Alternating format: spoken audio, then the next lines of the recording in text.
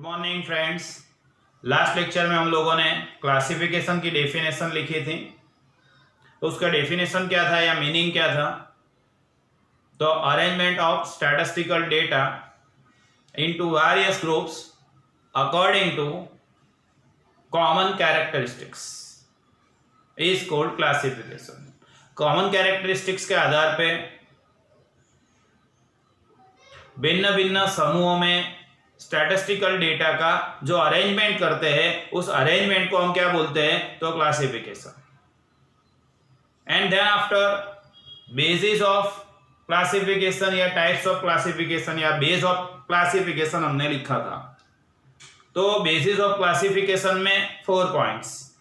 पहला लिखा था हमने, बोलो, geographical classification, then chronological classification, third one is qualitative classification and fourth one is quantitative classification।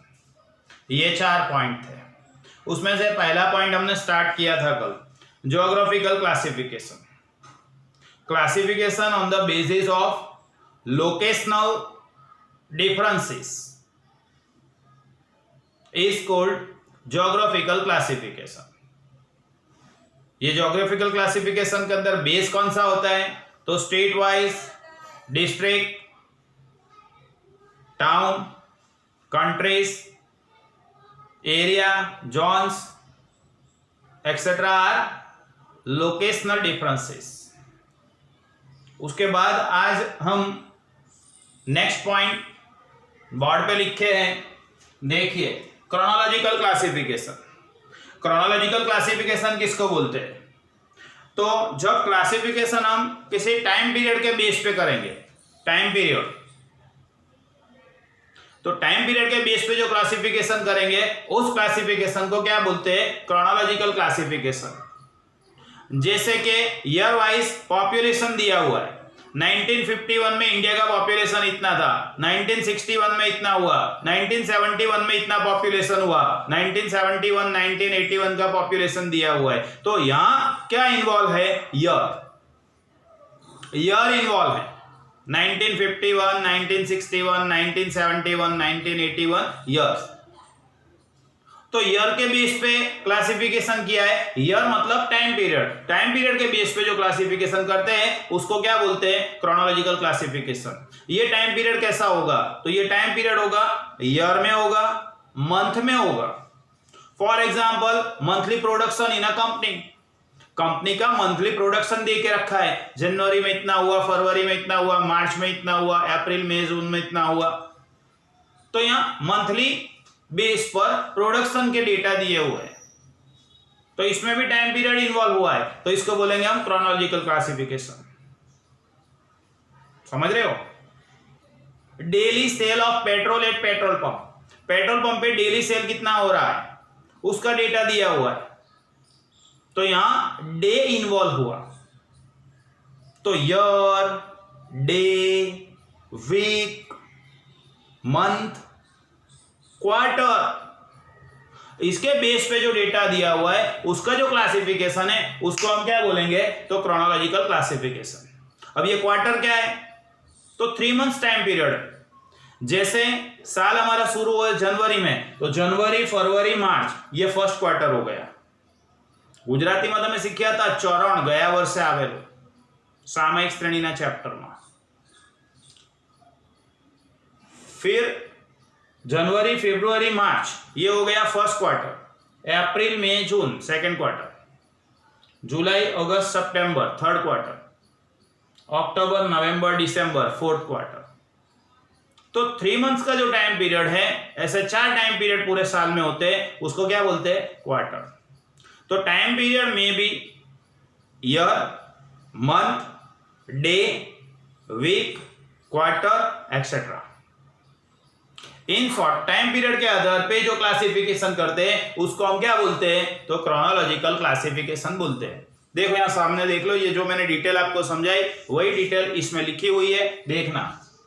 Chronological classification Chronological classification is one in which data are classified, red pen, Data are classified on the basis of ये रहा, on the basis of differences in various time period. Time period मतलब समयगाળો. Time period ના basis પર, time period ના differences ના basis પર જે classification કરવામાં આવશે એને આપણે શું કહીશું? તો ક્રોનોલોજીકલ ક્લાસિફિકેશન કહીશું. સમજ ગए? Chronological classification is one in which data are classified, માહિતી વર્ગીકૃત કરીએ છે. Data are classified on the basis of क्या है? Differences in various time period. Various time period के आधार पे डेटा को हम क्लासिफाई करेंगे तो उस क्लासिफिकेशन को क्या बोलेंगे हम? Chronological classification. समझे? Next point, this time period involves, time period में क्या इन्वॉल्व होगा? तो मंथ, डे, ईयर, ये तो समझते हो आप, मंथ, डे, ईयर, वीक, अठवाडियों, क्वार्टर, चरण, etcetera. Then last point, for example the population of certain country. हम इंडिया का ही एग्जाम्पल लेते हैं. Population of India, the population of certain country for different years. अलग अलग साल में इंडिया का पॉपुलेशन, जैसे मैंने आपको बताया कि भाई 1951 में पॉपुलेशन, यह ईयर दिया हुआ है और यहां पॉपुलेशन दिया हुआ है.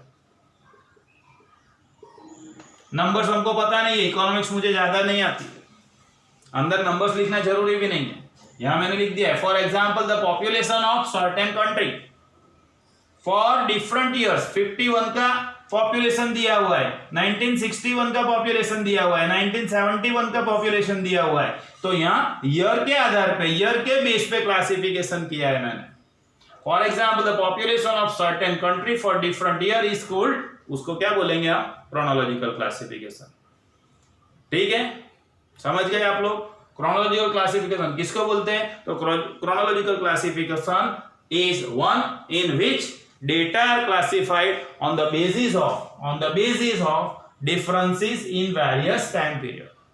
Differences in various time period. Time period में क्या क्या इन्वॉल्व होगा? तो मंथ, डे, ईयर, वीक और quarter.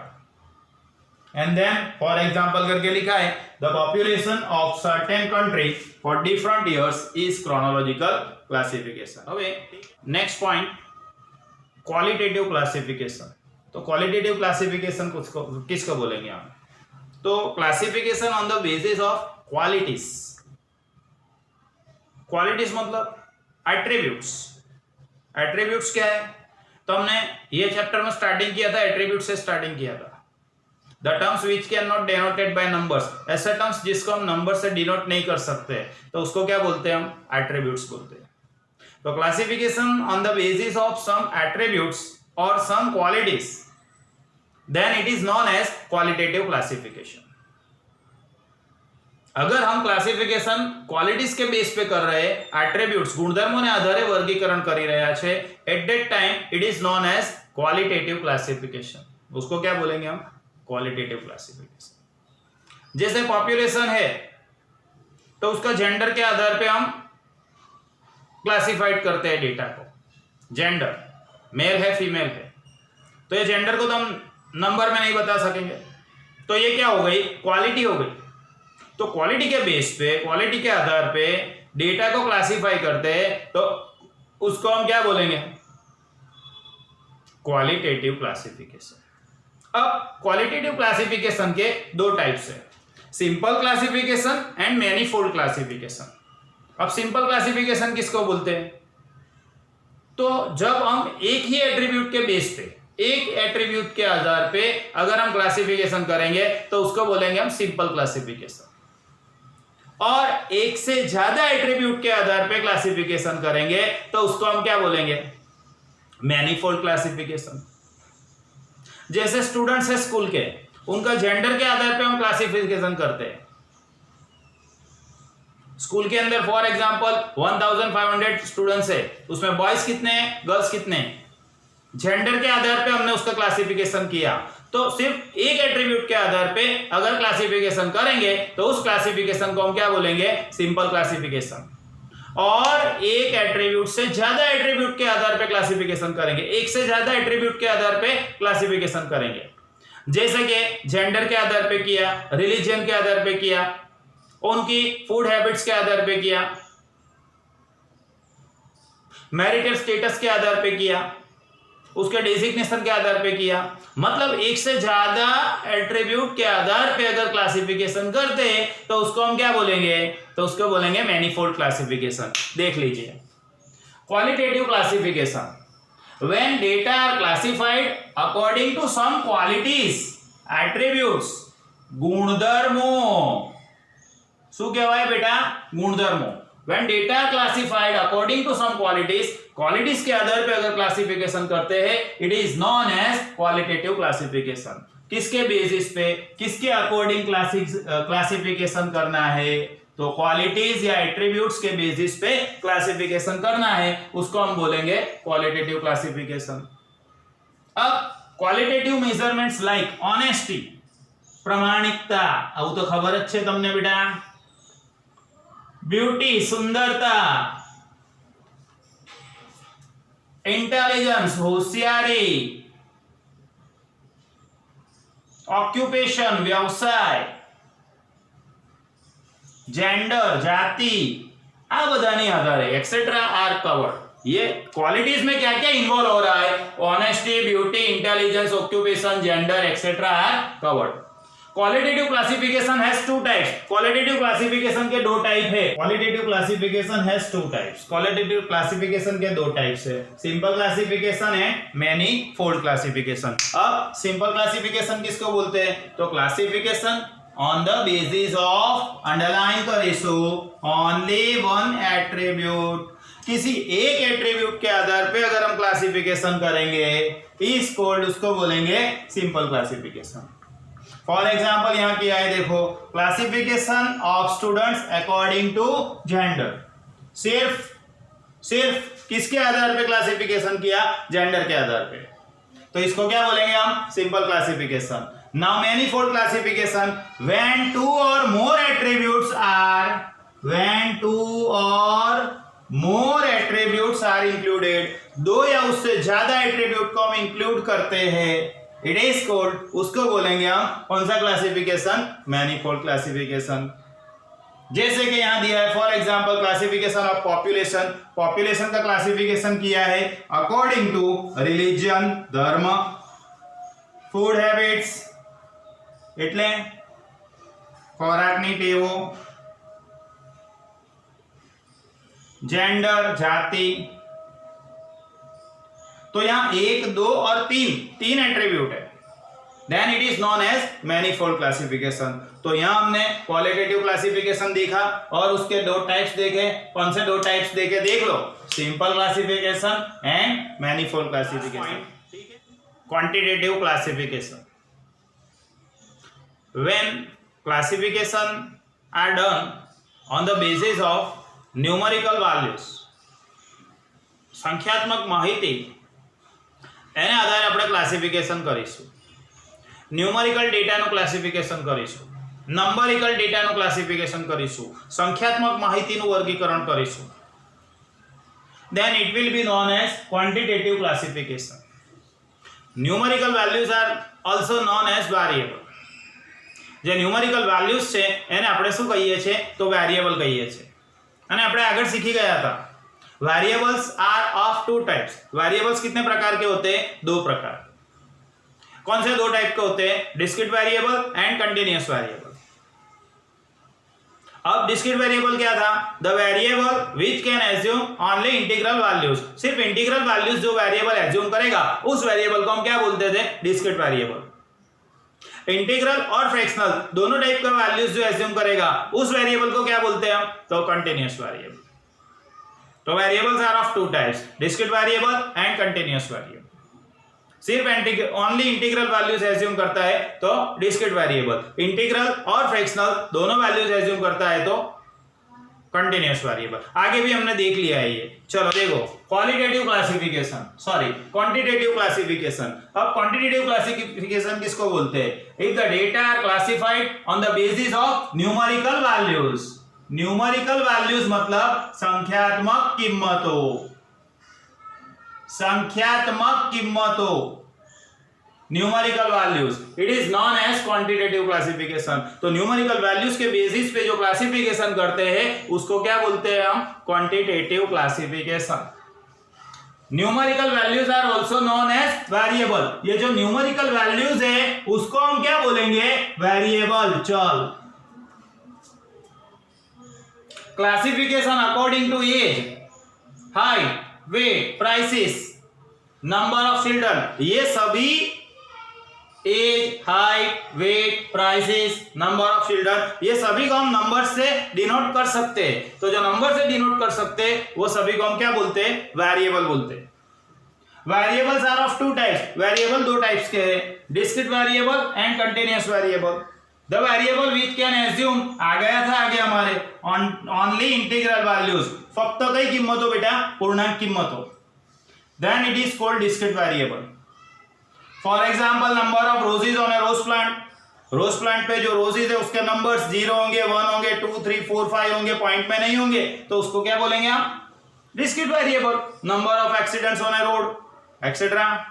Then continuous variable, continuous variable किसको बोलते हैं, the variables which can assume integral as well as fractional values, integral as well as fractional values. Integral और फ्रैक्शनल दोनों टाइप की values जो variable assume करेगा उस वेरिएबल को हम क्या बोलेंगे, कंटीन्यूअस वेरिएबल। जैसे कि यहां दिया है for examples, height, profit, temperature etcetera.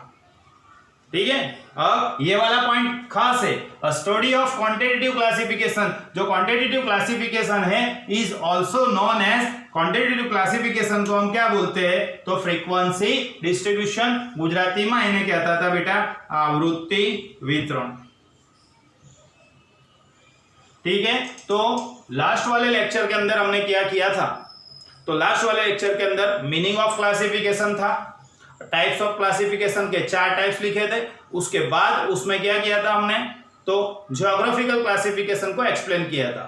आज के लेक्चर में मैंने आपको क्रोनोलॉजिकल क्लासिफिकेशन, फिर बोलो क्रोनोलॉजिकल क्लासिफिकेशन, उसके बाद क्वालिटेटिव क्लासिफिकेशन, उसके 2 टाइप्स, मैनीफोल्ड एंड सिंपल, और उसके बाद last point, 4th point quantitative classification, उसको वेरिएबल भी बोलते हैं, न्यूमेरिकल डेटा भी बोलते हैं। और वेरिएबल के कितने टाइप्स होते हैं, 2, discrete variable and continuous variable. तो आज हमारा कंप्लीट क्वेश्चन पूरा हो गया है, कंप्लीट हो गया है आज हमारा क्वेश्चन। तो पूरा क्वेश्चन जो है वो एक बार आप लिखेंगे और एक्स्ट्रा में होमवर्क में 2 बार लिखेंगे, मतलब पूरा क्वेश्चन टोटल कितनी बार होगा, 3 बार होगा। याद रखिए ये मोस्ट इंपॉर्टेंट क्वेश्चन है, बराबर, आपको एमसीक्यू में भी काम लगेगा और एक्सटर्नल के अंदर 5 मार्क्स के अंदर भी आ सकता है। तो ये पूरा डिटेल के साथ आपको लर्न करना है, मोढ़े करवानुं छे, समझ्या, 3 बार लखवानुं छे અને મોઢે કરવાનું છે, સમજી ગયા। મોસ્ટ ઇમ્પોર્ટન્ટ ક્વેશ્ચન છે, કરજો બેટા। નેક્સ્ટ લેક્ચરમાં મળીશું, બાય બાય, ટાટા સી।